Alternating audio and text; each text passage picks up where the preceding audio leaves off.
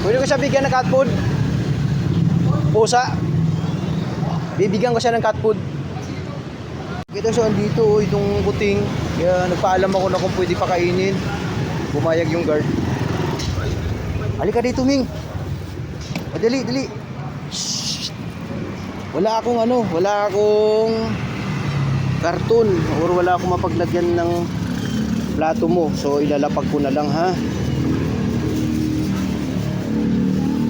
Uy, wait lang. Gutom na gutom ka. Oo. Oh, ito. Oh, ito.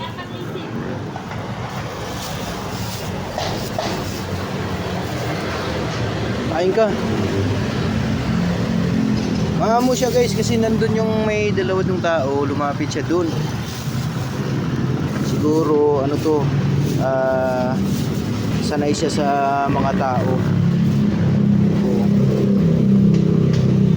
Wala akong mapagmalaki sa inyo, wala akong naibibigay na tawag nito magandang tahanan, pero mabubusog kayo kasi wala rin akong kakayanan na i-rescue kayo. Pero itong ganitong paraan na ginawa ko, at least mabusog man lang kayo. Ayan, kain ka.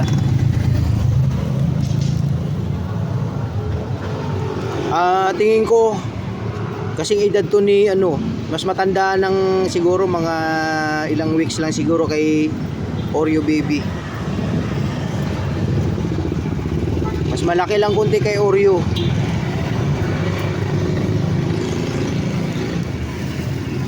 Oh, kainin mo yan, ha. Pabusog ka.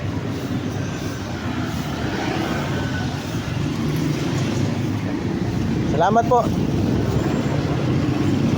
Paalam ako sa kanila. Ayusin mo yan.